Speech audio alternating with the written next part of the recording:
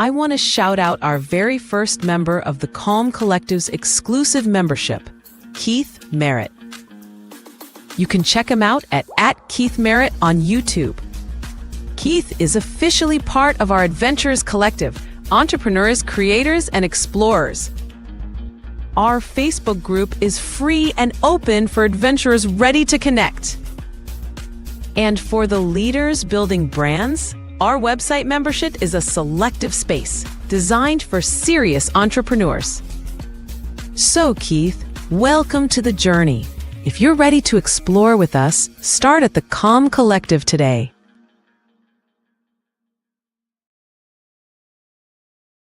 Potential every Thursday with our podcast, Refresh, Relax, Renew.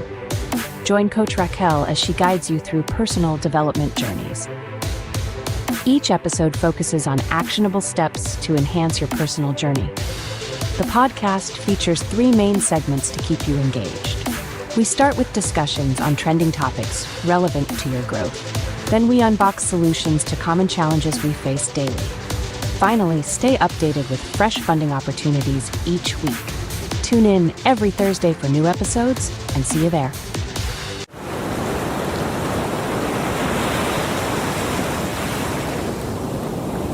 Don't call me motherfucking trying to talk to me, find out some shit, talk about some gossip. Don't call me with no bad news.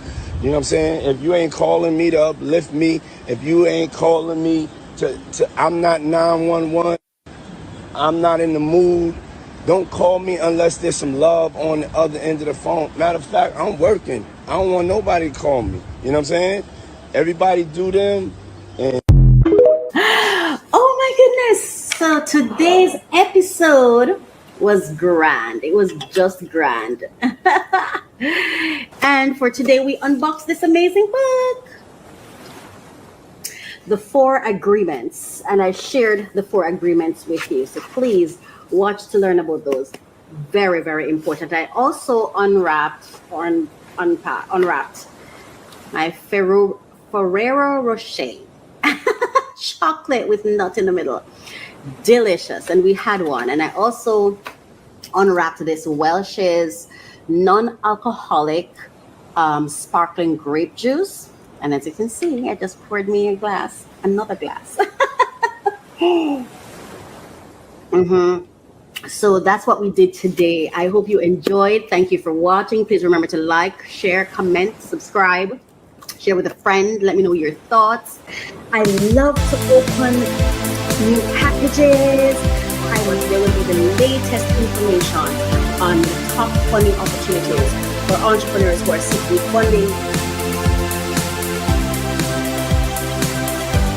Come along with me from Coach Racquel, and it is a passion project for me, so I am so happy to bring this to you. Thank you so much for listening. Thank you for watching.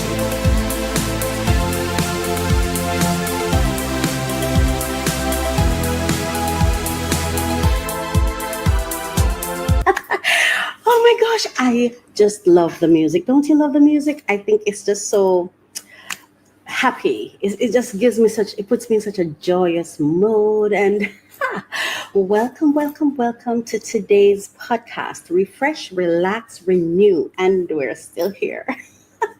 I am so proud of myself. I really, really, truly am, because I wasn't quite sure if I'd make it, if I was going to start and then, lose interest or start feeling nervous and scared and feeling like, you know what, this is not good enough. I'm not doing well enough. Maybe I'm not for it. So many things sometimes goes through the mind that can be so debilitating, so distracting, and also very disencouraging, if there's such a term. Not encouraging at all, make you feel like, you know what, this is not from you, this is for somebody else. But I have a voice, I have something to say, and I have stuff I want to share with you, and I hope you're seeing me properly. I hope my light is good today. But here we are, we're still here, and I just want to say thank you so much for staying with me, for watching, for liking, for subscribing, for sharing. And I hope that you continue to do so. Thank you. Amazing. I wasn't sure about this today. I look so clothed. But being clothed is good. being covered is good. It's a good thing, and I think it's a sexy thing too. So anyway, let's get on with this. So welcome back to the podcast. Refresh, relax, renew. Here we are. So let's go. Of course, the first thing we're going to talk about, well, just to let you know that today's haul is going to be kind of small, which is okay. It's okay. It won't always be a big haul, but I'm very excited about it. And also, I have interesting stories that I want to talk about. So let's get into it.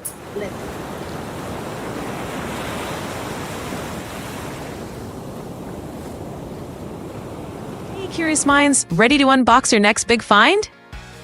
Every episode of Unbox Solutions with me dives deep into Amazon gems, smart hacks, and surprising solutions you might not know existed. From combat boots to kitchen gadgets, we unbox them all, up close, unfiltered, and just for you. Tag along as we refresh, relax, and renew your everyday routine, one product at a time. Catch new episodes every Tuesday on YouTube at My Coach Ministry. Hit subscribe, smash that bell, and never miss a reveal. Oh, sorry. Now, in this box are copies of my book. I'm an author 3 times over. I've written 3 books. And I have some other books that I've written but just have not published. So let me say I've published 3 books.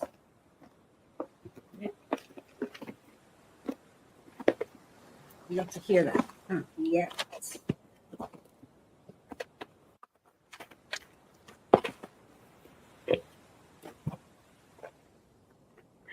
Baby! Ta-da! These are my books, baby. My books. Prayers by me. Prayers. I hope you get a copy. I think I've gotten good feedback. So if you ever feel like you'd like to have some good positive prayers that you can pray, this book has some of those. So you can get some. Let me put this right here. No matter how high up I go, it doesn't seem, I can't see it in the camera. That's what I want. Okay, so let's read one of the prayers here. Okay. All right. So this one is prayer for my business venture, right? That says, bless my business ventures. Lord, thank you for your divine planning and designing of my life. Thank you for my purpose and for your help in carrying out that purpose. Lord, I pray that you rid my home of everything that causes discomfort. Lord, I pray that you bless my businesses. Lord, please, I'm asking you to establish me as a profitable brand divided among 8 portions, that there will be abundance in all seasons of my life. Today, I affirm that I am purpose-driven, productive, and profitable. I will conquer my fears, do my work, and trust you, Father, with my outcomes. Thank you for answering my prayers with favor. I called 2 or 3 things that I'm pretty much kind of unwrapping today. And the first thing I'm unboxing or I'm unpacking or unwrapping is this book that I bought. The 4 Agreements. I've already purchased the book in Kindle, but I realized that, you know what? This is a book I want. I don't like Prime. This is a book that I wanted. Oh God, I love the smell of books. Yeah, this is a book I wanted to have a physical copy of. I want to have it. I want to be able to mark in it. I want to be able to highlight things. I want to feel it. I want to feel it when I'm reading it. I want to touch it. I want to go through it how I want to go through it. And I realized that's what I wanted. It's cute. So that's why I decided to do it, to purchase this book. And there are a couple of books that I feel like want to purchase. Like this is a dream I have, right? I have a dream that I would like my husband, when we meet, to build me a tree library inside. It's one of the reasons I haven't bought as many books as I want, because I feel like I don't have the place for it. But one of these days, oh my gosh, I'm going to have the best outdoor design library possible. A tree designed with plants and stuff. Just this. I want it to look like. I want when I go into my library, I feel like I'm going down a track, and it's just books and and branches, books and branches. That's what I would like to have someday. Anyway, so this is the 4 Agreements. Yeah. By Don Miguel Ruiz. And I just want to share with you what the 4 agreements are. I'm not going to read the entire book. This is, I'm getting emotional.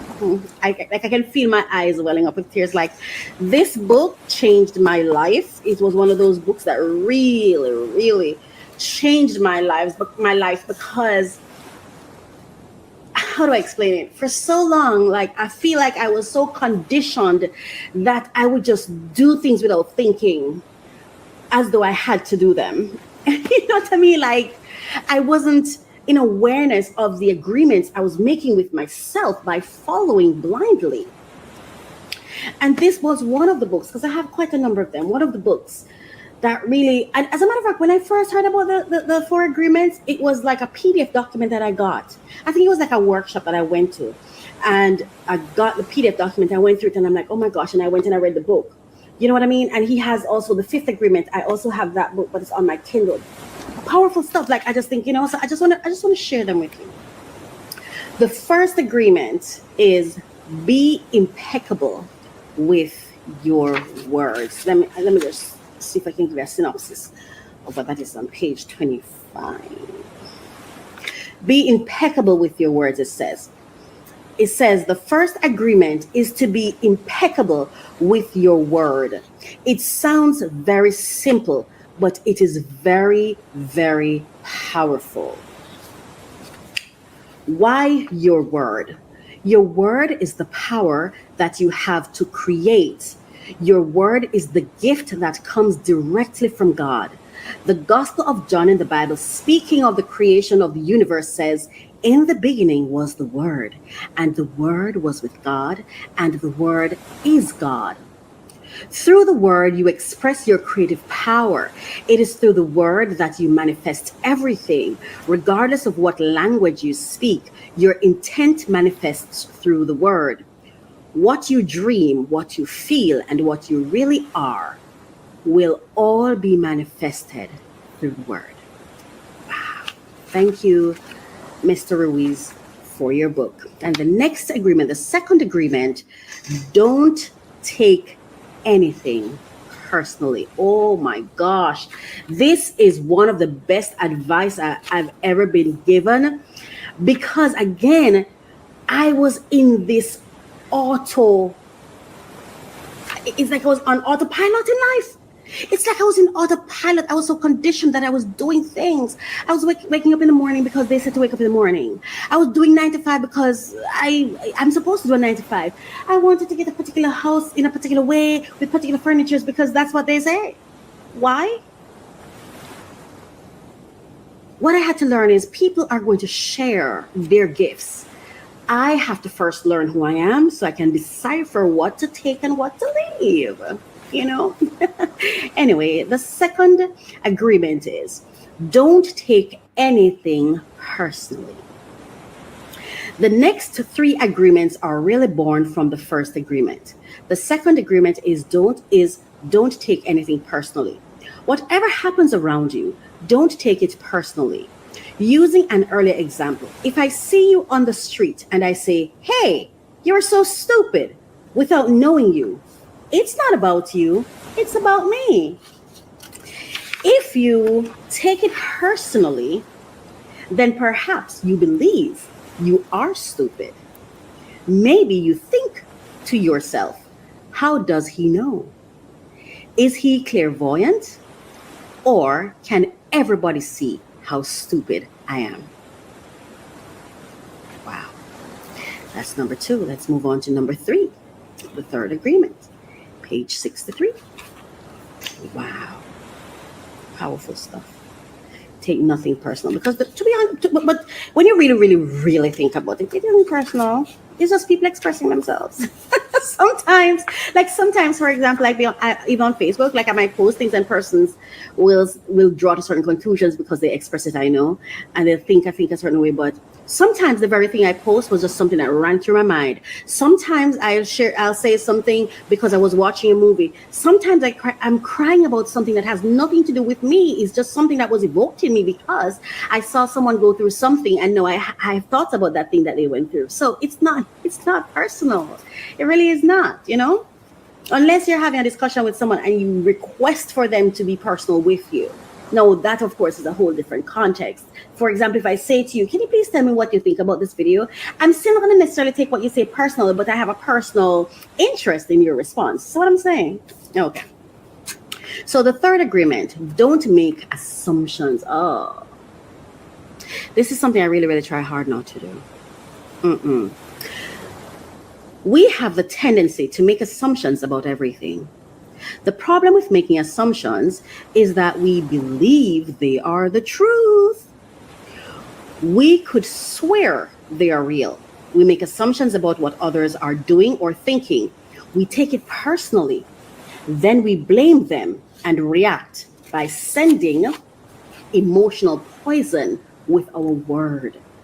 That is why whenever we make assumptions, we're asking for problems. We make assumptions, we misunderstand. We take it personally, and we end up creating a whole big drama for nothing. Nothing. That needs nothing more needs to be said. So the fourth agreement, page 75. Let's go to page 70. Wow, I love this book. I love this book so much. I love this book. Okay, now the fourth agreement. I didn't show you the others. Let me show you this one.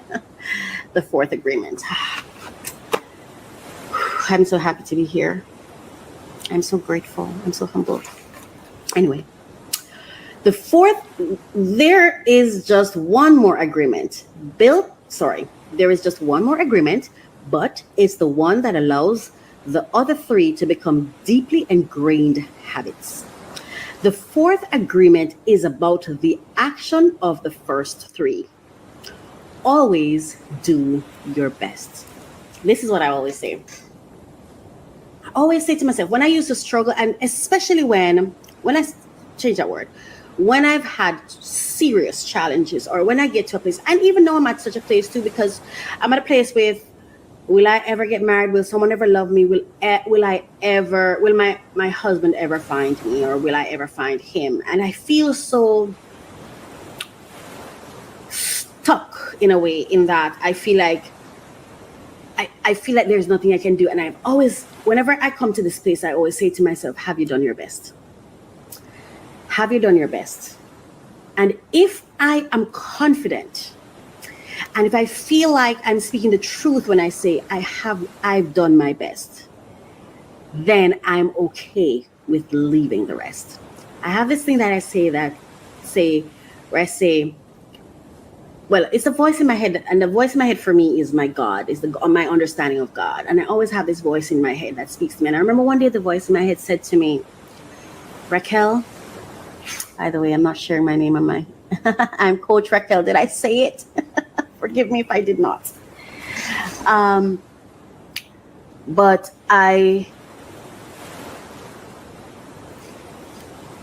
the voice in my head said to me,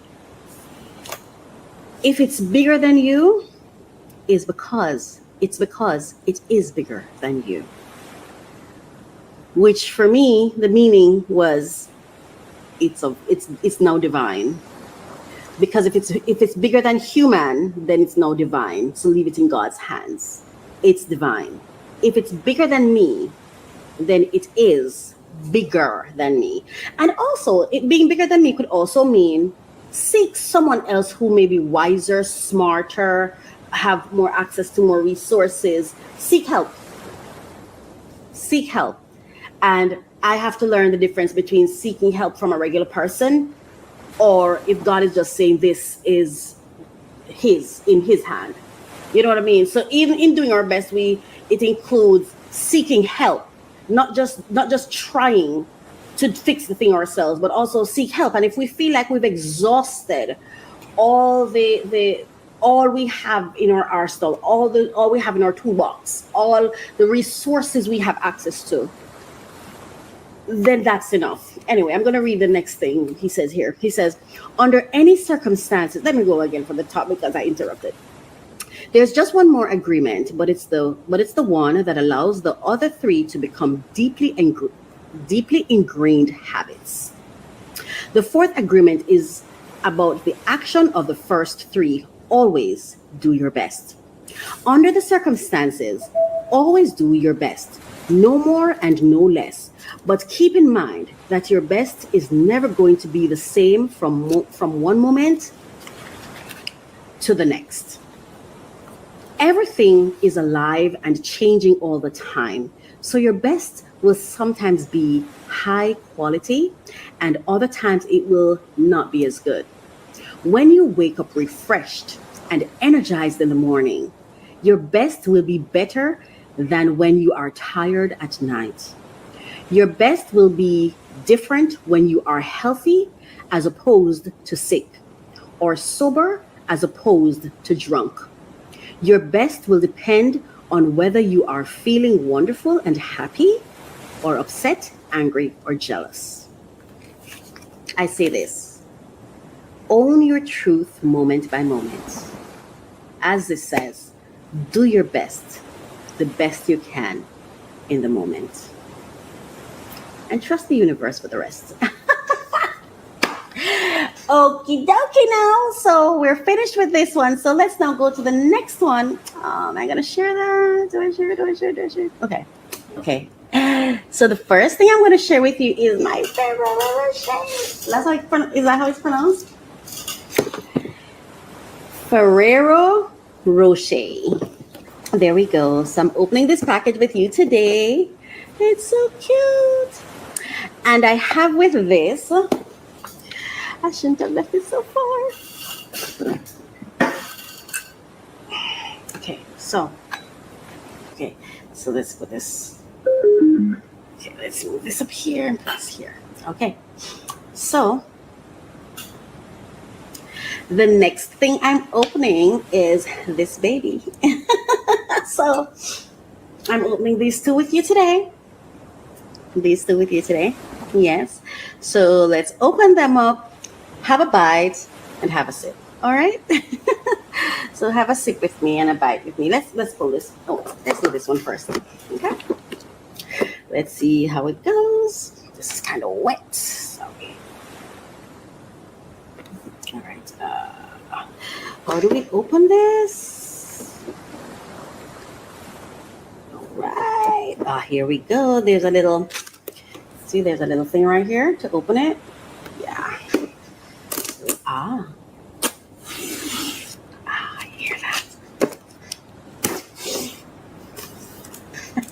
I like to hear the sounds of unwrapping and unpacking. I love to hear the sound of unwrapping something.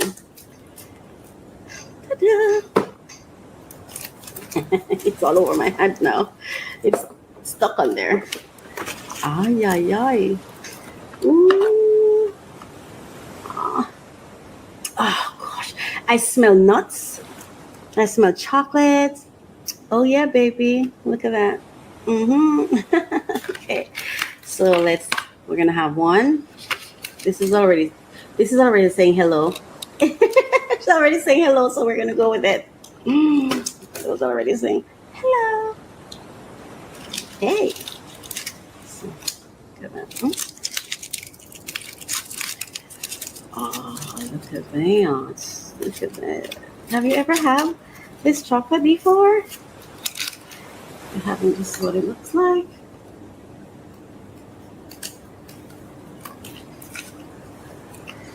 That's what it looks like. Okay. So let's open our. Okay. So this too has a little thing right here. So we just start right there. Yeah. Just start right here. Mhm. Okay. And I had something just in case. I don't need it, it seems. Oh. And then just put it off. So it's just a turn. It's a screw. You just screw it on. Screw it off. Yeah. I usually do this on my ASMR channel, but I felt like this today. So I get my amazing book. Cheers to our. Hey, right. I needed material or something to hold it. I'm a little. Hold on, hang on. Whoa, hang on. I saw something bubbling a while ago. I don't want it to spray all over me. So, move this back here. Whew.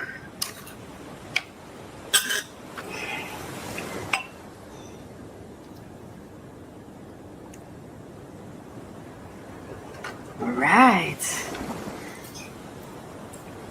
Yeah. So there we go. And oh, did I show that to you?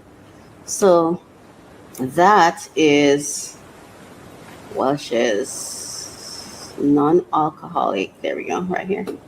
That's the Welch's non-alcoholic sparkling grape juice. Woo, yeah, kind of a little bit messed up, but that's okay. That's quite nice. So let's have a bite, have a sip. So let's just close it off by saying bye. Cheers. Cheers. Let's take a sip.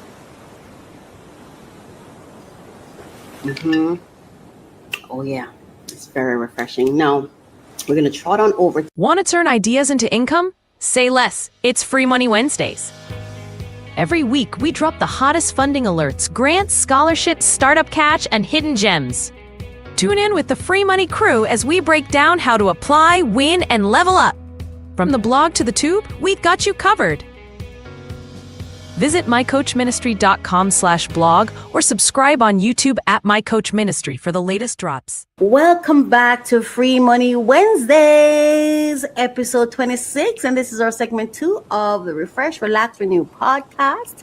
And today's show is sponsored by the Calm Collective member Next Level Shopper. If you visit my website, you can check them out at mycoachministry.com. Thank you for fueling the mission of helping everyday people find extraordinary opportunities, and how I like to say it, solutions. Yes. And family, we're going live today with something special. I'll be signing up on the spot at onemarketplace.store/join, and this link is in the description and also in the ticker scrolling on the screen. Testing it out with you in real time. No pre-recorded demos, no smoke and mirrors, just real solutions. So like I told you last episode, for the next 3 months, right, starting last week, we're going to be learning about this program, One Marketplace. All right, we're learning about it. So here is to that. But just before I sign up, our sponsor, Next Level Shopper, dropped a little food for thought on us. Did you know that the average startup cost for a fast food restaurant in 2025 runs anywhere from $200,000 to over $1 million? And let's be real, the manager's responsibilities are endless. Complaints, budgets, payroll, scheduling shifts, recruiting staff, marketing campaigns, inspections, customer complaints again, inventory headaches, and that's before you even think about profitability. Now, here's the kicker. The average fast food manager's yearly salary in NYC, New York, that is about $59,000 to $60,000. Not bad, but when you look at the grind, the stress, the overhead, it's a lot. Now, contrast that with a $14.95 startup cost business. No managing people, no inventory, no office space. Instead, you get 30 credits every month worth $30 toward over 1 million hotels and resorts worldwide. It's portable, flexible, and designed for everyday people, not just the top 1%. Some folks say the business model is powerful enough that you could retire in 3 years. Okay, tell me more. So I've got to ask you, which would you rather build? A $1 million headache or a $14.95 opportunity? If this makes you curious, visit onemarketplace.store and take a look for yourself. All right, collective, all right. I promised you last time that I'm going to do a live test, so here we go. Let's head over to the site right now. There we go. And let's go to join now because I do not have an account. So I have already copied the code. Let me make sure it's copied. All right. So the first thing it asks, as you can see, I have one marketplace. The first thing it's asking you for is enter your invite code. So I'm going to paste mine right there. You can see it, right? Invite code is valid and a tick. All right. All right. All right. Why is this preempting my information? RACQUEL. All right. Did it ask for my full name or just last name here? REECE. All right. And then enter your email here. This one. Okay, now for my password, I don't want anyone to see that, so it is going to be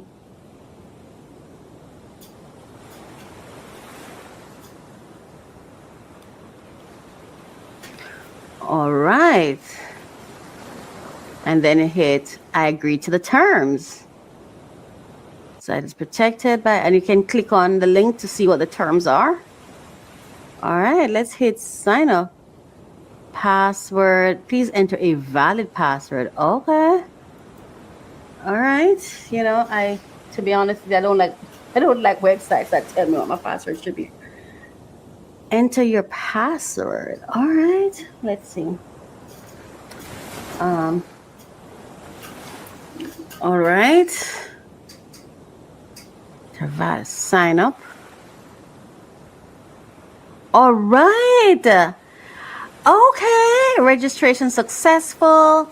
Please check your email to activate your account. It might take a few minutes to arrive. Also check your spam folder. If you still don't receive it, you may have entered your email incorrectly. In that case, please contact support or register again.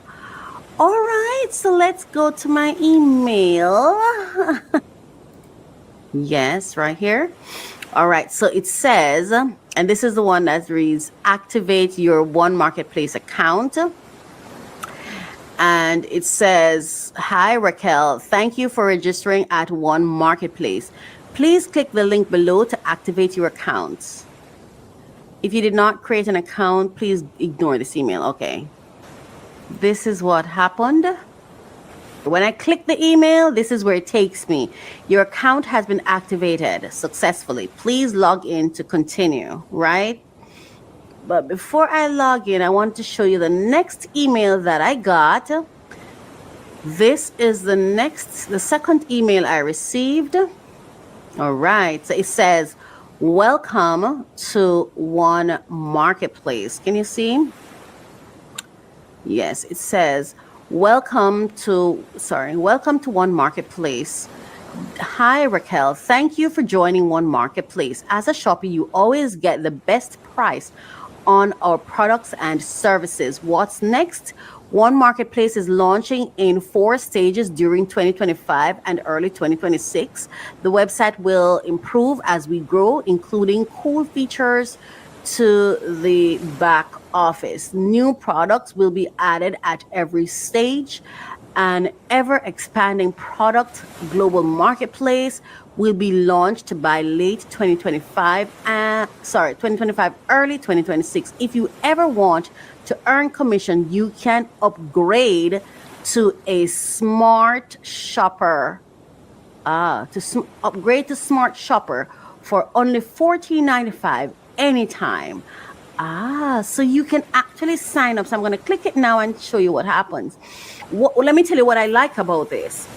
I like that I can have a free account, right? Because I like to explore before I spend my money. So I like to be able to take some time, explore, see what this is about. I like that it allows for that. So it's not telling you right away you have to pay in order to be a part of it. Let me see if it saved my password. It did not. All right. Let's hope I remember my password.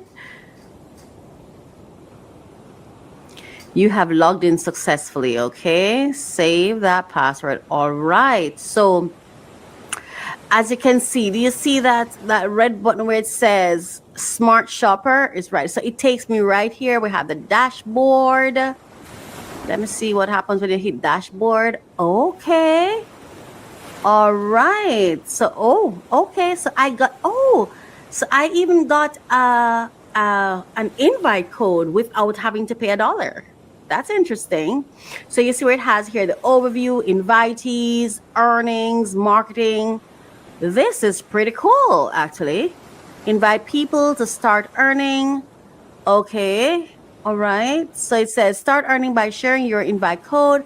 When someone signs up using your invite code, you will earn each time they shop.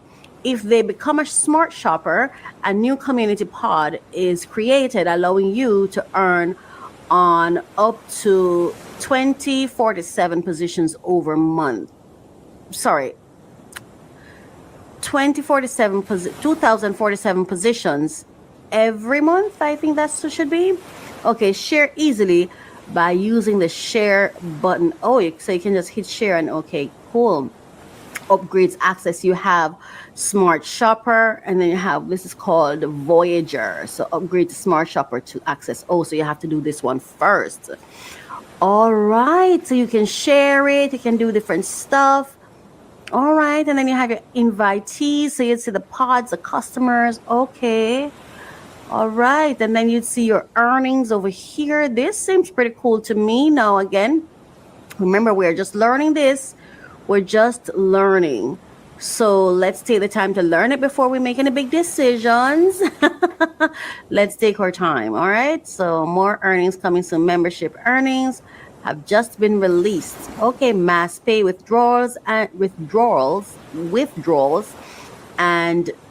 more earnings. Earnings will be added in the next step. You have loyalty bonus, shopping commissions, performance pool bonuses. Okay, so this is what it looks like. And then you have marketing, invite people to start earning. All right. Visit store. Let's see. Let's visit the store and see. They have Zoom calls. All right, so you can join a call and okay. All right, let's see what the store looks like. All right, one marketplace. Okay, 1M shop. Okay, so you have categories, you have hats, shirts, jackets. It's regular stores. Okay. In my mind right away, I'm thinking, are they also going to have custom brands like you can my mind getting away with me. This is pretty cool. I cannot lie. Okay, so you have card magnets. It's a regular store where you can buy regular things. But these things are branded One Marketplace. Okay. So it's their brands. Okay, I got it. Okay, so this is iPhone case. All right. This is a tote bag. All right. Okay. Interesting. Okay. Can we go back? All right. Yeah, what is this? Pet collar. Okay. This is like pins. One marketplace pins. This is like a tumbler. Oh yeah. Okay. Oh, so the store is a store with their products. Okay. Interesting. Oh. Travel bag. All right. Oh, I was trying to. Oh, it's not. Okay. All right, it's interesting to say the least. It's a very bright idea, a very good business idea. I do think though that, but I mean, I like what is here. I like what I see. I think for me, the only challenge I'm having right now is the navigation of the store, and it will be interesting to learn if to learn about what products they'll be selling. Is it just their products, or do they have plans to sell other products? Now that would also interest me. Oh wow, that was pretty cool. That was pretty cool. All right. All right. Interesting. The one marketplace was quite interesting. Just to wrap that up, I find it very interesting. I think it's a very good business idea to have the kind of club, say market club, where you become a member, you shop, you earn commissions when you shop, and you can invite other persons to come and shop and earn commissions alike. That's a general idea I'm getting anyway. I'll have to wait to learn more as we go forward to see how that all works, and to learn more about it, to see if it's going to include products from other people as well, and if you can do like custom products or whatever. So as we go through and learn about it, we will figure it out as we go along. So okay, and because this is Free Money Wednesdays, I've got your 10 grant listing for October 2025 coming right up. So let me go to that now. This report highlights 10 grant opportunities available in October 2025, covering small businesses, nonprofits, arts, education, and community programs. Each entry includes key dates, eligibility, and source links for application details. And this information you can find it right now as you're watching this program on the website, mycoachministry.com. Just go to our funding blog, or just go to mycoachministry.com/blog. Okay, so the first one is the Verizon Small Business Digital Ready Grants USA. For US, for small businesses using Verizon's Digital Ready platform, opens October 1, 2025. So it opens tomorrow. Sorry, I forgot. I'm recording this ahead of time. So it opened on October 1, closes December 10, 2025. And the source link is available on my website. Number 2, LA County Small Business Resiliency Fund, California, for LA County small businesses needing capital relief. Deadline October 31, 2025. Mississippi Homeland Security Nonprofit Grant Program for nonprofits improving security. Deadline October 17. Center for Craft Research Fund for new interdisciplinary craft research. Deadline October 17 as well. Christopher and Dana Reeve Foundation Quality of Life Grants for nonprofits serving people with paralysis. Cycle 2 deadline October 7. Hartford Foundation for Public Giving Current Opportunities. And that is Connecticut, USA, for nonprofits in Greater Hartford. Deadline October 1. So that would have passed by the time you hear this. And then the NAEF Art Education Foundation grants for art educators advancing visual arts education. Deadline October 1 as well. For Supporting Act Impact Grant for arts nonprofits for arts nonprofits include non-financial grantee support, deadline October 13, Great Lakes Energy People Fund for nonprofits in GLE's service area, due October 1, and Jacksonville Children's Foundation grants for youth serving initiative in Morgan County, deadline October 10. And for other countries outside of the USA, globally, in the Caribbean, UK, those are also listed in the blog. So you can go now, you can check it out, and you can see what is listed. These are just what I'm sharing with you for today. Oh my goodness, wow. So now we're going to go to our funding tip for today.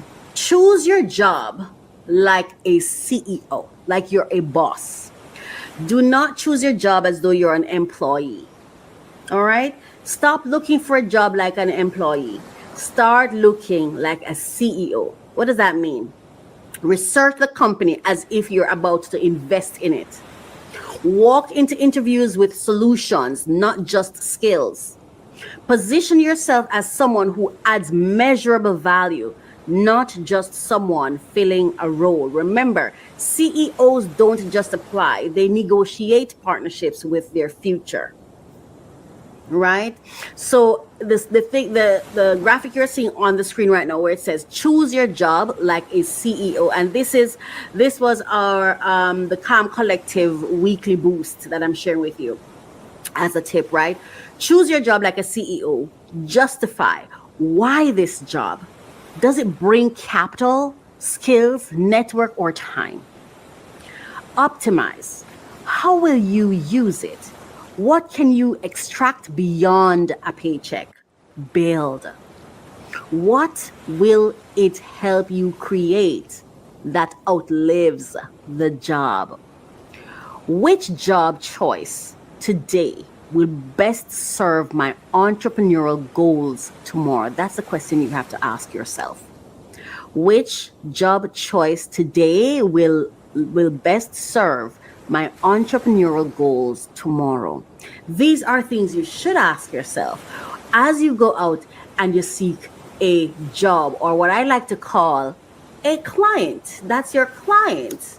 It's a partnership, a collaboration, right? You're trading your resources for something they offer, whether it's finances or whatever, but you want to make sure that you're maximizing on the opportunity. Don't just choose it because you want a paycheck and that's it. No, you choose a job like you're the boss. It should be a part of your overall entrepreneur plan, your overall life plan. And you find out, okay, where in my vision board does this job fall? Where in my life plan does this job fall, right? So that's important. Anyway, 2020 episode 26, sorry. Anyway, episode 26 gave us perspective, $1 million restaurant grind versus a $14.95 portable business. A live sign-up test at One Marketplace, 10 grants for October, and a mindset reset on how to job hunt like a CEO. If this blessed you, like, comment, and share it with someone who needs these gems. And don't forget, the best money you'll ever find is the money you learn how to multiply. Until next week, this has been Free Money Wednesdays. Stay calm, stay focused, and keep leveling up. Thank you so much for staying with me so far. Now let's go to our third and final segment. From Hollywood to your hood, public breakdowns are everywhere. But what if we turn gossip into growth? On Allegedly, we react to the wildest viral stories, celebs spiraling, influencers breaking down, and infamous moments you can't unsee. But we don't just watch, we work. We break it down, do the self-work, and find the breakthrough hiding in their mistakes. New episodes drop every Monday on YouTube at My Coach Ministry, because your healing might just begin with someone else's headline. Allegedly, where the breakdown is the beginning of your breakthrough. All right. So welcome back to Allegedly. Thank you so much for staying with us for this long. I hope you're enjoying the program. It is my hope that you're being empowered through this program. All right. So it is now time for Allegedly. Welcome to Allegedly. And of course, during this segment, we indulge in other people's stories and their life experiences. We do not want to take that for granted. So in an attempt not to do so, we want to seize this moment to say thank you to every single person who will be mentioned in these stories, every single person whose story we will talk about, every name that will be evoked in this sentence, every story that will be brought up. We want to say thank you and let people know we honor your experiences, we honor your story, and we do not sit here just to criticize. No, we sit here and we use your information as research, as supporting data, as and I'm going to be reading the fair use, but that is the other reason we're using it. It's not to lambast, and it's certainly not to shame or disparage or to throw it back in your faces. It's that we explore your life experiences, and especially those that are disruptive, and we apply that as influence to do our self-work, our own work on self, so that we can achieve breakthroughs in our lives. So we're not just watching your story to say you did something.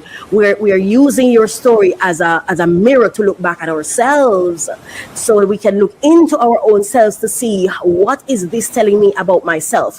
What work do I need to do on myself so that I can make sure I do not become that which I detest or that which I don't approve of.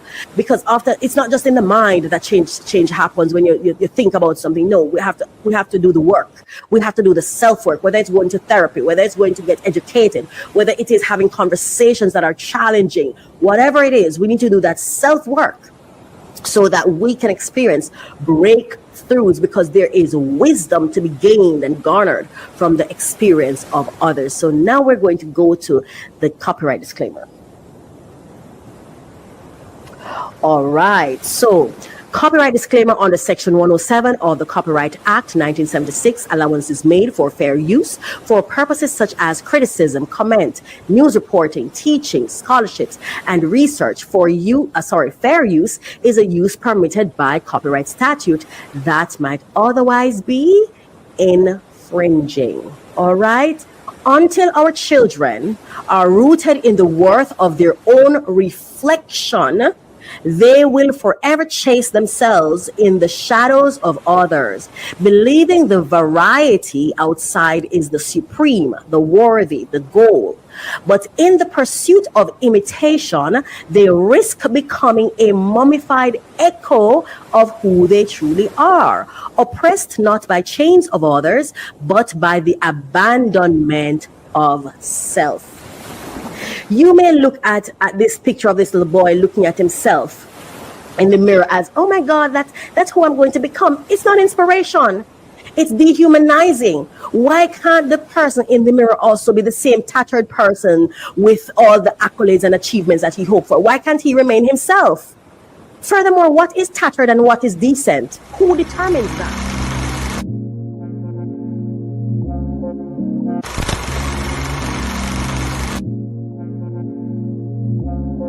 I am running for mayor of New York City because, one, I grew up in Harlem. And we fought that crack that devastated our communities. It did not just devastate Black and brown communities, but so many of our families were destroyed. Children lost mothers and fathers and grandparents. And now they are pushing that weed on our children. Weed buses every single where. Our girls are going missing. We don't have an affordable problem in New York City. We have an unaffordable problem where we are being pushed out. Homes are being stolen. Guns are now in the hands of our children, 12, 13-year-olds, killing each other, assaulting grandparents on the buses. We have such an unhealthy environment. Our streets are dirty. And I said to them, no, I am not going to sit back and watch you kill my children and steal that generational wealth from us. I'm Dr. Bartholomew. I got this. And so let's go. How is it that in this country, generation after generation, you get Black and brown and working class kids to only want working class job, to feel so disconnected, right? To feel so disconnected from community.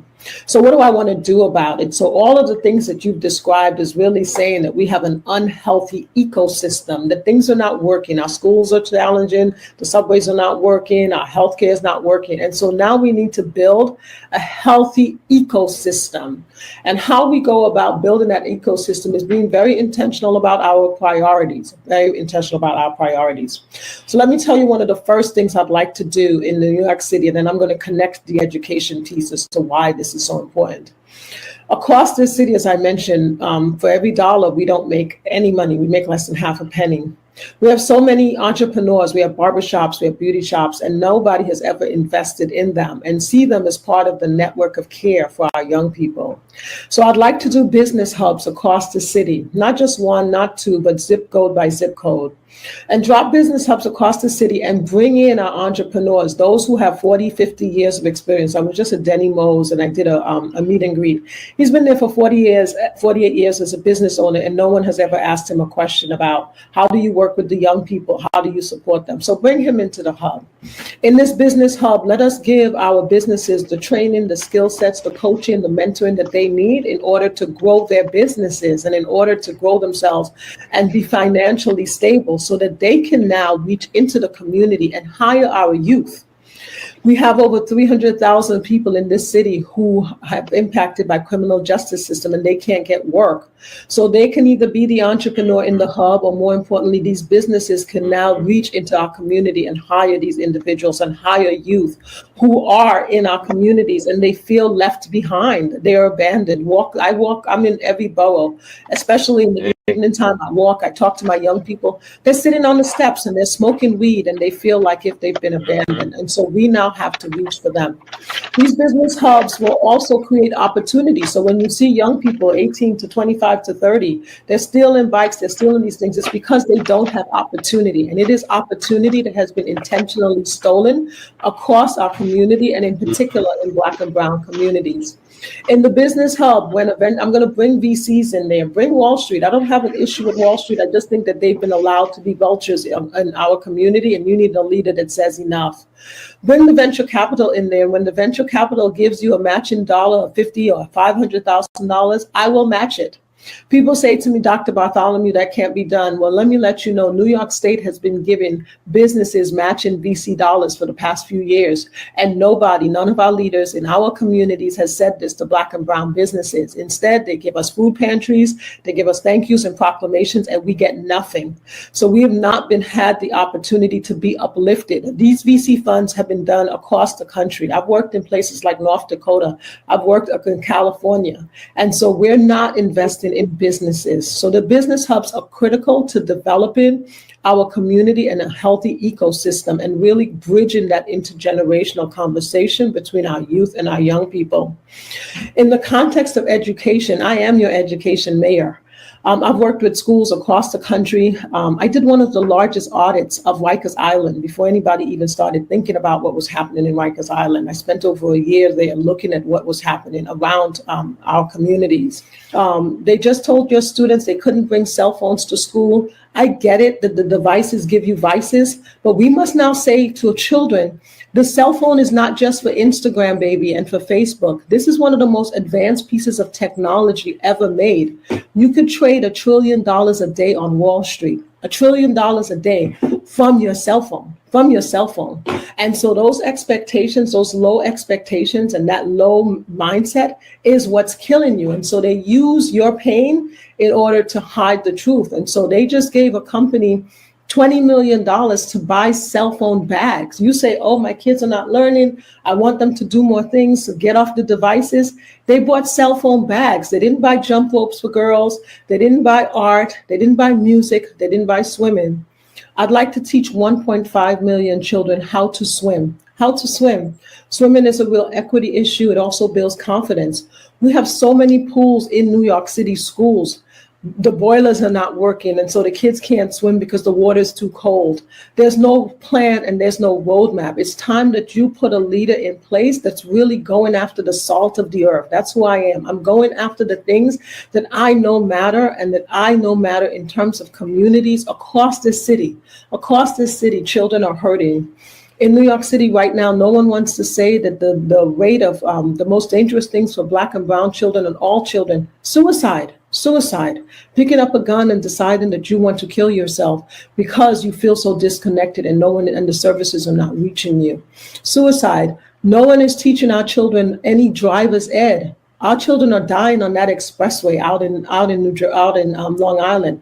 You see them driving on the roads, drug driving, the tickets. All of these things are perpetuating passive violence on children and on our communities, and it is not being intentionally addressed.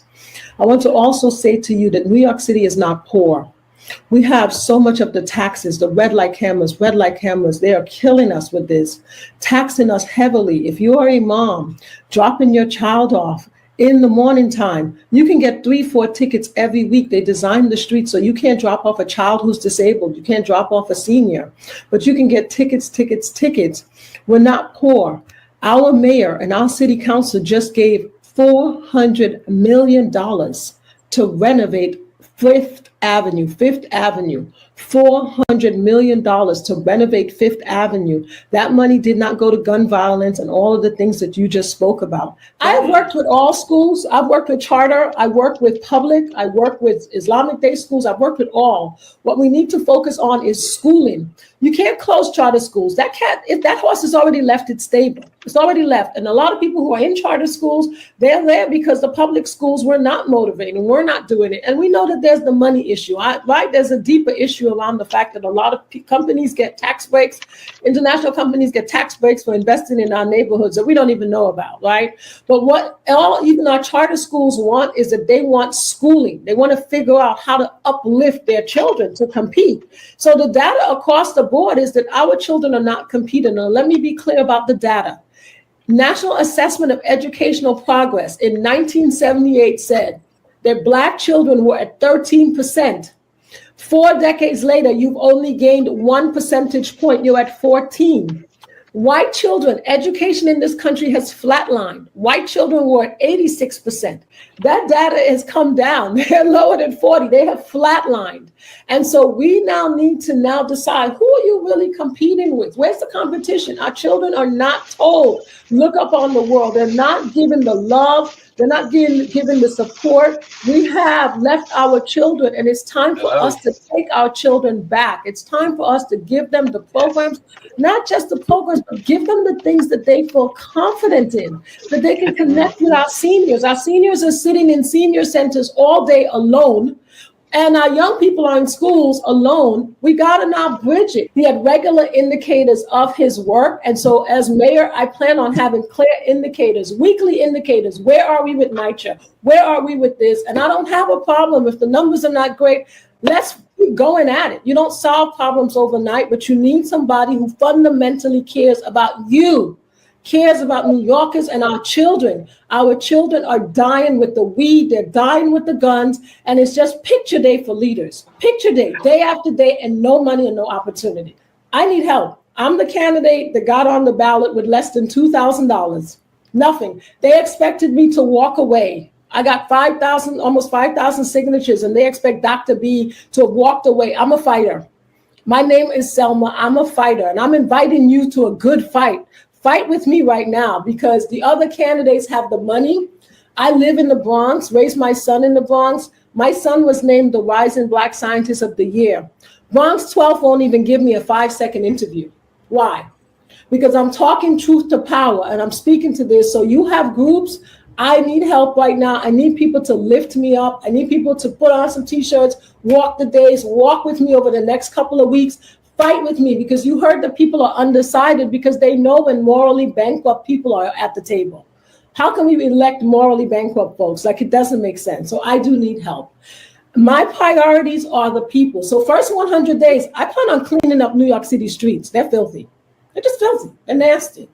coming in there with a very comprehensive plan to address, we haven't even talked about the challenges around our Medicaid and our seniors, right, who are struggling. A comprehensive plan to address the needs of our seniors and our veterans and those individuals whose nursing homes are about to put them out on the street because of the gap in funding, and no one wants to talk about that.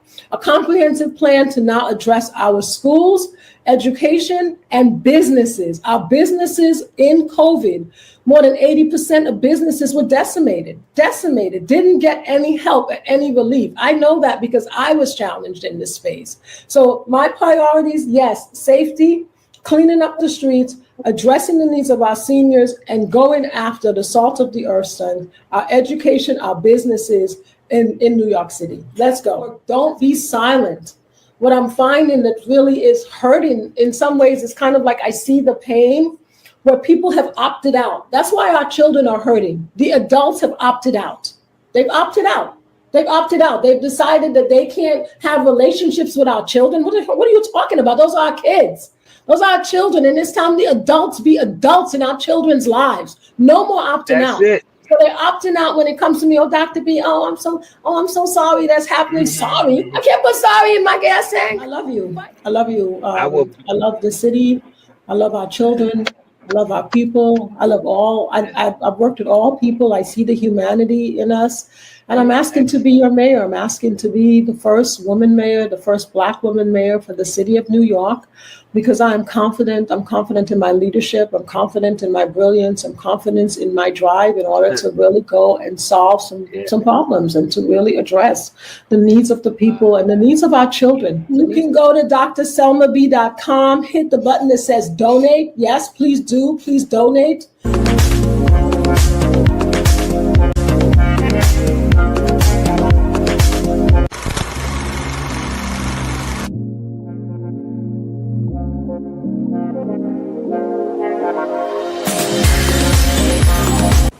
All right. And Amanda is another person that I realize that as a community, online anyway, there's a lot of hate that goes towards her.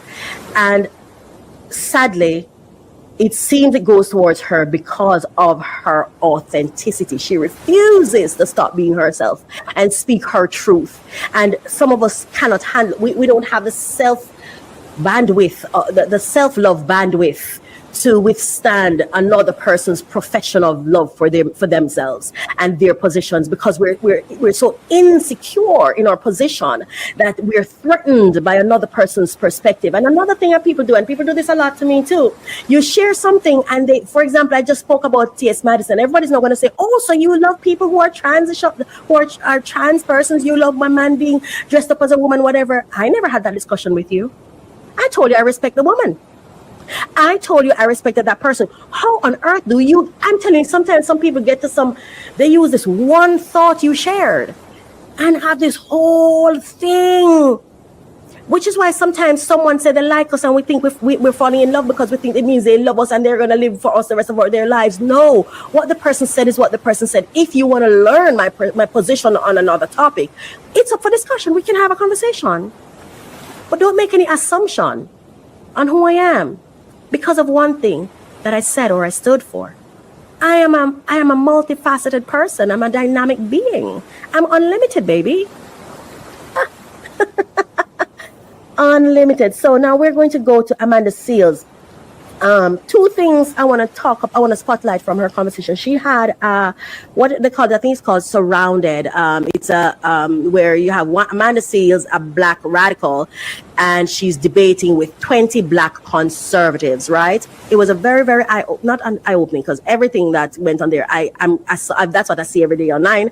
You see it, it's clear, yeah. And then I don't remember what I was going to say, but yeah. It's not so unique. I'm not surprised by the level of the conversations that she's having, but it's still disheartening, because that thing that I just read about the little boy looking in the mirror, this was like a manifestation of that to me. These young men who came up, or these Black conservatives that came up talking to Amanda, I swear to you, this was the mirrored version of them talking. It's like know that they have achieved the person in the mirror, they no longer like the tattered person that they were. This is my opinion on understanding. It's just how I interpreted the conversation. All right, it's like, oh, now that I'm the person in the mirror, know that I have achieved, know that I'm in my clean suit, know that I have my new position and my new perspective. I don't even, who was that I was? I don't like the people who look the way I was looking before. It's crazy. Anyway, and that's what Monique is saying too. But let's go to the clip. And I think Amanda did very, very well. She held her own and she managed the conversation very well. The daughter of an immigrant. It is imperative. Hang on. Trying to protest against, you guys don't ever do this, KTS. You guys don't ever do that. KTS, who is you guys? Members of the black community don't want to hold people accountable, especially black people. So KTS Trade was shot 60 times outside of Cook County, Chicago. How many BLM members came out? You guys, you earlier said BLM is referring to me as you guys. Okay, fine.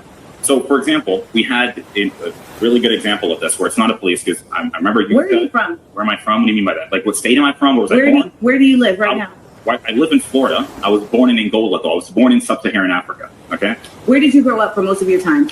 In Maine. I lived in North America. In Maine. Yes. And what is the population of black people in the town that you're from? It's really extremely low, but I grew up around black people, and there was a black community where I lived. And that black community that you lived in, did they teach you about black history in the United States? Like, are your parents black American? Yeah, my mom is black. My father is black. No, were they born in the United States? No, because I wasn't born there. Oh, so you guys are all from Angola? Yes, but again, like I told you earlier, right? Trying to protest. Sources are not. You're not able to cite your sources. In New York. Yeah, that's the truth. It's not the truth. It's not the truth. Please go sit down. Nothing you say is actually the truth. Nothing. You're kidding. The daughter of an immigrant. It is imperative that black people from other places understand the disparate difference that they exist from black people in the United States. It is not the same, period. And ultimately, the best effort that we can do as a diaspora is to lead in understanding, not in judgment. So when I am talking to somebody from Sudan, from the Congo, from Angola, I'm listening to understand their experience, not to undermine it. And I refuse to allow anybody from Grenada, from Angola, from any other place to come and try to undermine the experience of Black Americans. First. You know what I think has happened to us? The thing that was meant to be the bridge for us to cross over became the platform upon which we now stand. We didn't cross over and go over and find ourselves. We got stuck as the man in the mirror. Literally, the man in the mirror. That person in the suit that we were trying to become, we got to that achievement and we got stuck there. That's how I feel. We got stuck there. And it's like there's something I share that I want to share. This is what I'm trying to say. See, sometimes I write my thoughts down because I'm a very wordy person. And sometimes it's just pure words. and I don't want to lose you, you know? Where is it? Here it is. This is what I say. If I am consistently taught to deny myself, I feel emotional again. God bless my nieces and nephews and their children, and their children's children. If I am consistently taught to deny myself, how long before I begin to deny my roots, my people, my ancestry, which I already barely know, my lineage, my source? Why would I defend that which I am conditioned to deny? I will very soon become a soldier for that which I am conditioned to pursue, even if that is the very cloak of the enemy, and subsequently will defend them against my very own, protecting what I believe I've earned/achieved. That's how I feel about it. Now, there's something I want to share. God help us, but it's a journey, right? It's a journey. It's all going to fall into place. It's a journey. No, he mentioned the concept, the subject of violence came up, right?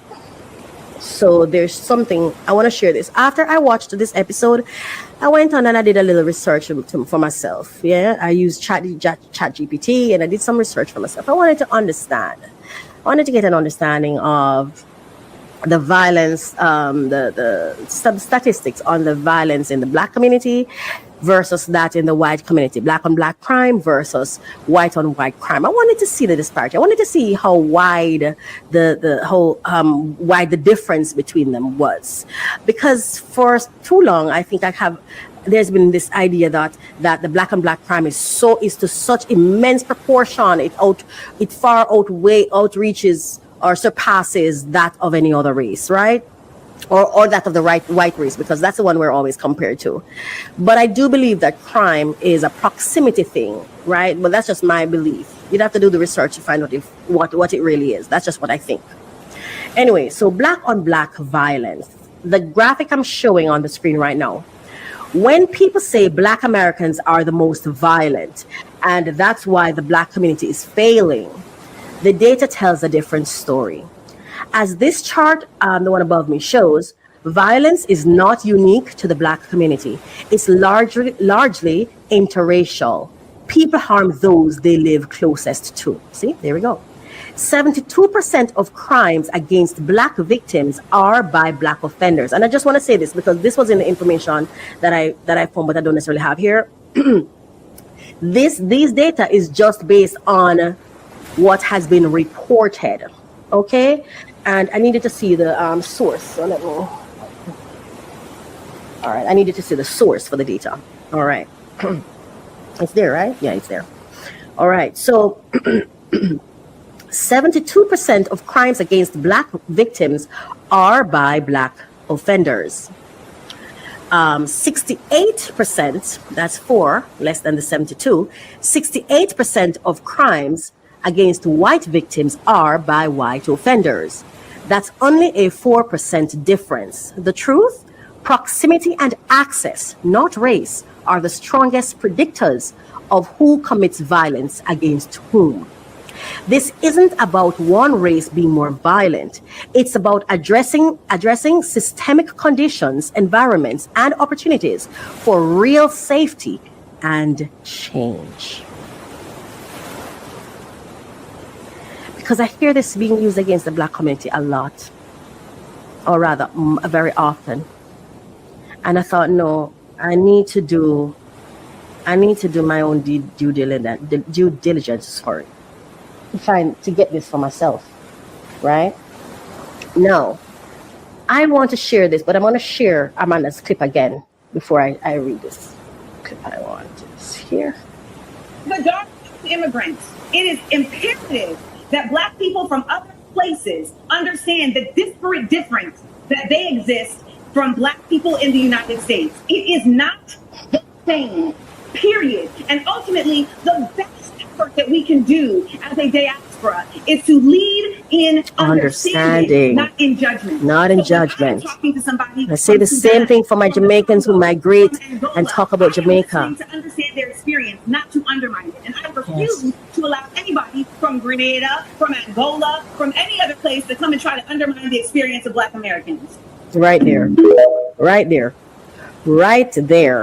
And this, again, I say, it's like we have this mirror before us to move from tatters to prosperity. And when we get to this quote unquote prosperity, it's like we compromised ourselves so much that we completely forget where we're coming from and the circumstances that existed before that we didn't do it to ourselves. And this even happened when I hear Jamaicans abroad talk about Jamaicans in Jamaica. And it's like they behave as though it's so foreign to them. Like, oh my God, why do you behave like that? Why you behave like that? Why are you so uncivilized? Because authenticity is what? Lack of civility? What on earth? What you call tatters, I call my natural skin tone, my natural clothes to wear. That's where I'm comfortable. Who determines one is better than the other? That to me is lack of civility. That you think that your way is the only way. That is the most uncivilized position that one could take in a world that's full of variety. that your way is the only right way. And if you don't agree or approve, then they're on the wrong side of history. They're going to hell because they don't believe in the God that you believe in. That is lack of civility. That's lack of charity. That's lack of love. That's lack of self-awareness, lack of self-knowledge, lack of self-acceptance, lack of self-love. Because you are unlike anyone. And no matter how much you think you fit in, you still stand out because you are an individual, because God designed you that way. So every time you curse someone else for their outstanding ways that you disapprove of, you diminish yourself. Now, let's go on here, because solidarity is what we need. Solidarity is power. Unity is power. Understanding and accepting that others are different from you. You don't have to accept what they do or what they believe, but accept that they have the right to it just like you do. Just like you do. So, family, today we're talking about something bigger than headlines, bigger than politics. We're talking about relationships. The sacred, unshakable relationship. Sorry, we're talking about relationship. The sacred, unshakable relationship between Black immigrants and Black Americans. Black migrants and Black people who are left back at home where you leave them. Point 1. Same system, different passports. First, the system doesn't check your passport before it checks your skin. Whether you're a Ghanaian engineer or a third-generation Black American teacher, anti-Black discrimination hits us both. By the way, I'm Jamaican, let's be clear. And I live in Jamaica. Proud of it. Pew Research, and let me be clear and say this, because I've had opportunities to change that, because some persons might think, oh, you're stuck in Jamaica, that's why you feel this way. I had multiple opportunities to alter that and did not. I just want to put that out there. Pew Research, PEW, found over 3/4 of Black adults report discrimination, whether you were born in Kingston, Lagos, or Chicago. You're in the same fight, same system, same struggle, different passports. That means our shield has to be collective. Point 2, the civil rights door you walked through. Second, let's give credit where credit is due. The 1965 Immigration and Nationality Act, the law that opened America's doors wide to Black immigrants from across the globe, was only possible because of the civil rights movement. The sacrifices of Black Americans, marching, bleeding, dying, tore down racist quotas and made room for new waves of immigration. To turn away from Black Americans now would be like stepping through a door and then locking it behind you. We honor the fight by staying united. And point number 3, power multiplies when we vote together. Third, numbers. 1 in 10 Black people in America today is an immigrant. That's about 4.6 million strong and growing. Together, Black immigrants and Black Americans make up a voting bloc that decides school boards, city councils, governors, and yes, even presidents. When our ballots align, our power multiplies. This unity dilutes us. Unity delivers. Point 4, 1 pipeline, 2 systems. Fourth, let's talk justice. You know what's funny? The same immigrant who goes against their Black Americans are the ones that's quoting Martin Luther King Jr. and the Malcolm X's of the world. Make it make sense. Come on, I'm not trying to disrespect you. I'm saying, open your eyes, wake up. Black immigrants face double jeopardy. This is where we're talking. So fourth, let's talk justice. Black immigrants face double jeopardy. Criminal, legal system, and immigration system.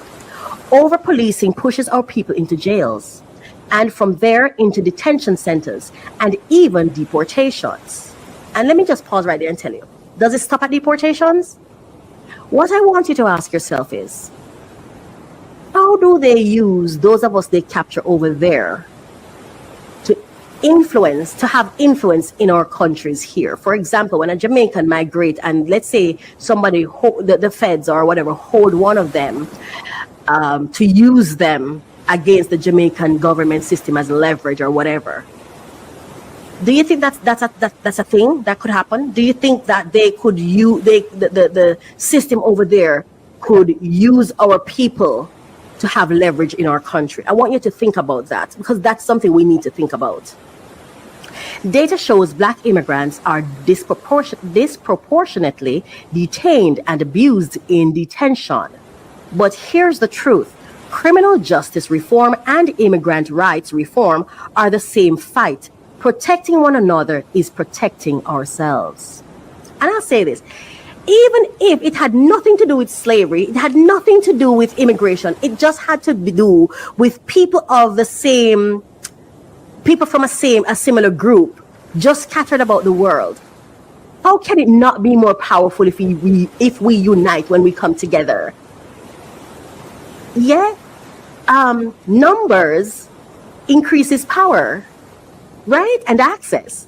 So there's only benefit if we unite for whatever reason. Just being similar and having similar experiences is a gift that should influence us to come together. I'll tell you my experience when I travel, and I don't know what happens. Let me tell you something, is that the kindness of Jamaicans are on steroids when I travel. They're taking you out, they're taking you to eat, they're taking you to dine, they're taking you to shop. It's this thing. It's like they just pour pure love on us, and I'm thinking, damn, and if we unite,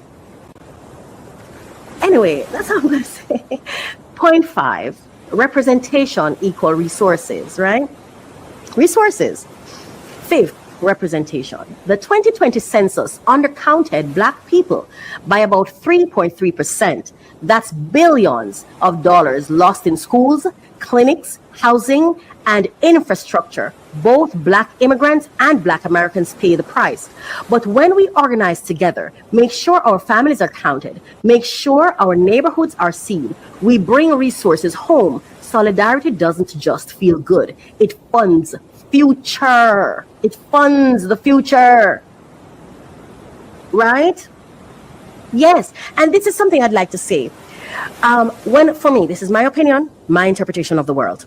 When I sit back and I look at when they talk about how Columbus came here and how people from different countries, they established the United Nations, which really to me is a hub or unit that manages cross-country relationships and businesses and opportunities, right?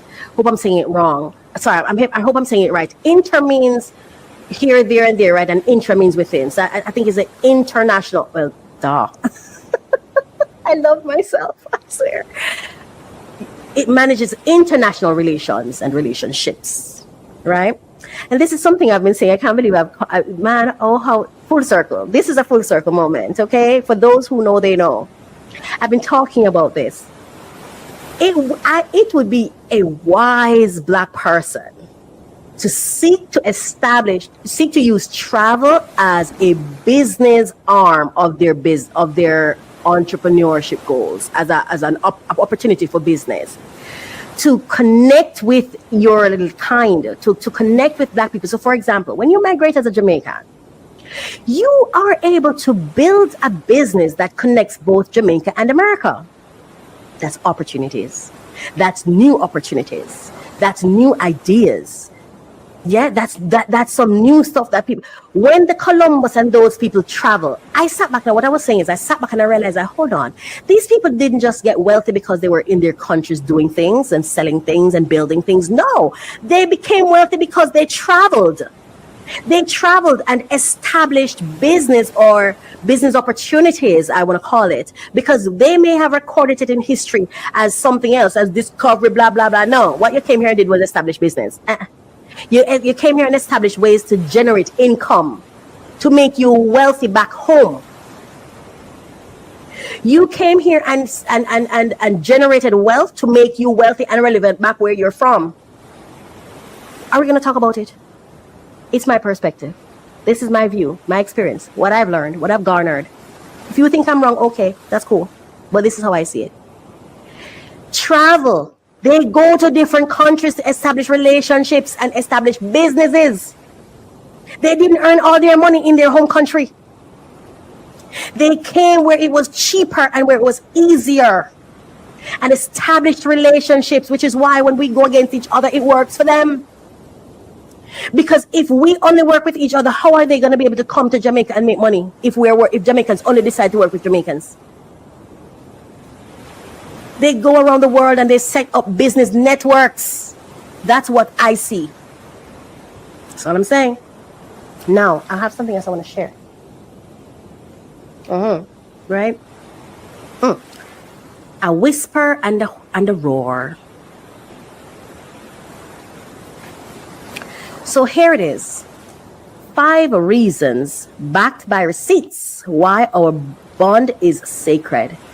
Because the system, I'm sorry, I think I shifted around. Yeah. Because the system doesn't care about our accents. Because civil rights warriors cleared our path. Because our votes decide destinies. Because injustice targets us double. Because representation shapes resources.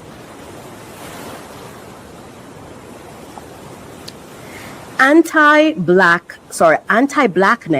is the problem. Solidarity is the power. When Black immigrants and Black Americans move as one, policy bends faster and farther toward justice. This is more than strategy, it's survival. It's legacy, it's love. And let me say it this other way. When Black Canadians link with Black Americans who visit them, who immigrate to Canada, or Black Jamaicans or Black immigrants, when Canadians link with Black immigrants, it's the same thing. When Black Germans link with Black immigrants, it's the same thing. It doesn't matter where you are.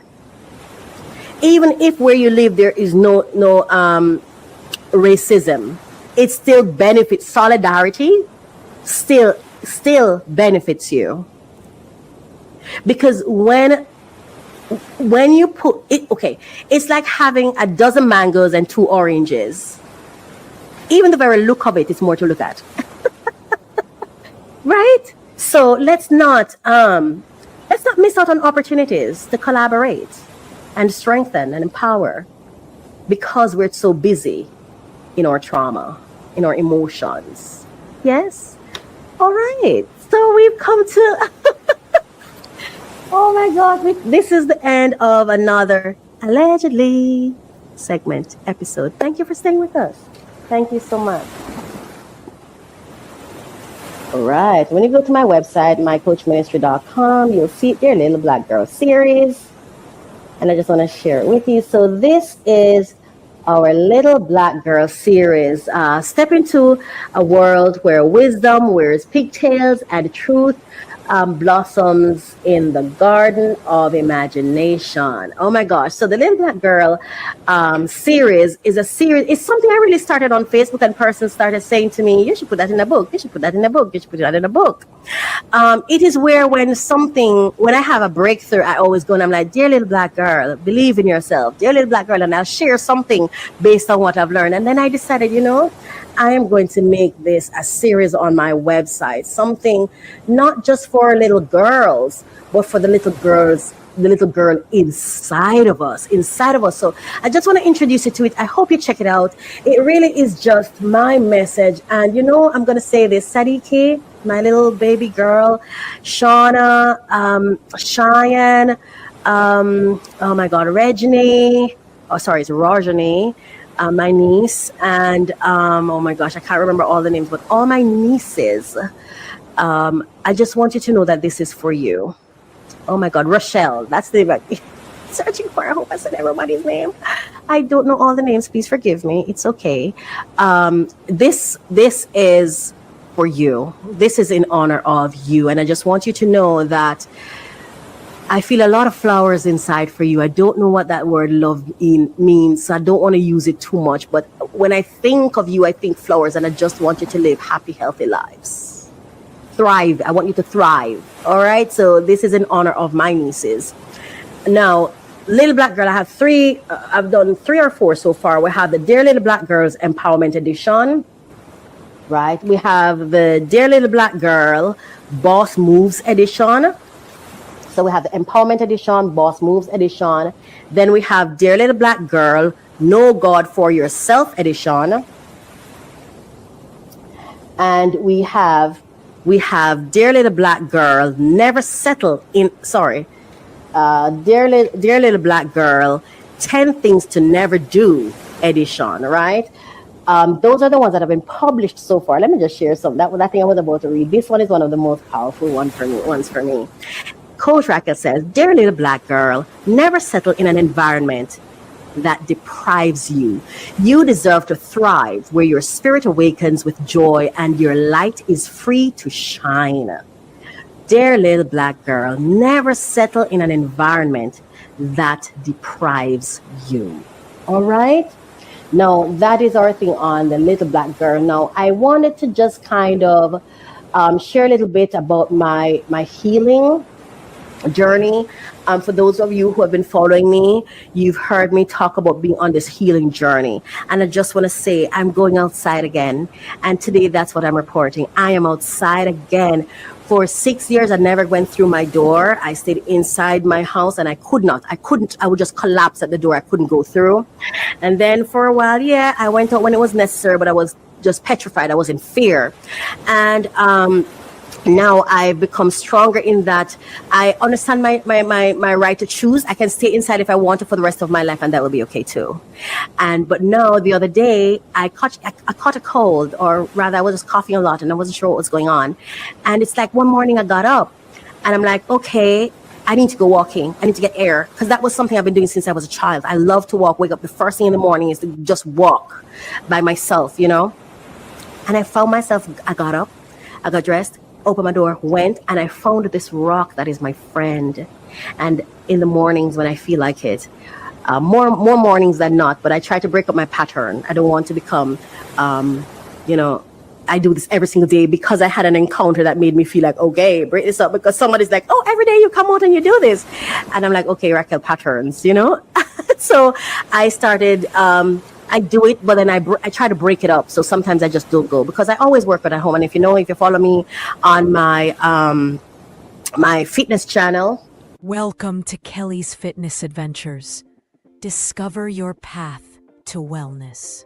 Hear your breath, movement, and healing align through ASMR fitness journey. I have a fitness channel and I work out at home. I have an at-home fitness vlog, right? So I do work out whether or not I go out, but it's been beautiful. And I just wanted to report that, and I just wanted to share that you will heal and you will be stronger than you were before. And you will know yourself again, and you'll be confident in yourself again, and you're going to fall in love with yourself again. And it's going to be a beautiful experience. All right. Welcome to Kelly's Fitness Adventures. Discover your path to wellness. Hear your breath, movement, and healing align through ASMR fitness journeys. Join us on real-time walking meditations, feeling the earth beneath your feet. Experience sunrise strength training that nourishes both body and soul. Engage in waterfall breathwork journeys. Rejuvenate your spirit. All you need is a phone and an open heart. Let's connect. Come away with me. Inhale, exhale, just breathe. Visit kellysfitnessadventures.com. And as I go, I just want to wish you the best, the absolute best. Listen, get up and try, and get up and start and do something, anything. Just do what you love to do. And the right people will show up to support you. The right people will show up, and you may hit some walls and some rocks, on your way. You may even get some disappointments and stuff, but all of it will work together for your good. The world will conspire, the universe will conspire for your success, for your happiness, for your joy, for your contentment. Don't be afraid to give it a shot. If give it your shot where you are. You don't have to wait to heal to begin where you are. Begin where you are with what you're comfortable doing where you are right now. You don't have to do what I'm doing. You just do what you do, you know? And so today, I just wish you the absolute best, and have a great day, a great week, a great month, a great year, a great life, you know? And I just wish you well. Thank you so much for watching. Thank you so much. Goodbye. I love to open new packages. I will be the latest information on top funding opportunities for entrepreneurs who are seeking funding. Come along with me. I'm Coach Racquel, and this is a passion project for me. So I'm so happy to bring this to you. Thank you so much for listening. Thank you for watching.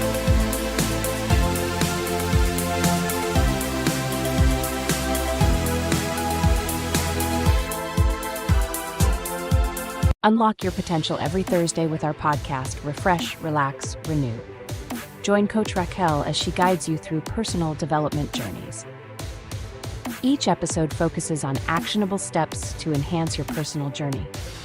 The podcast features 3 main segments to keep you engaged. We start with discussions on trending topics relevant to your growth. Then we unbox solutions to common challenges we face daily. Finally, stay updated with fresh funding opportunities each week. Tune in every Thursday for new episodes, and see you there.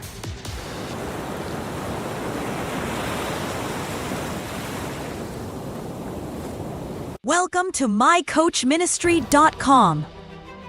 We're on a mission to empower 1 million purpose-driven entrepreneurs, turning calling into currency.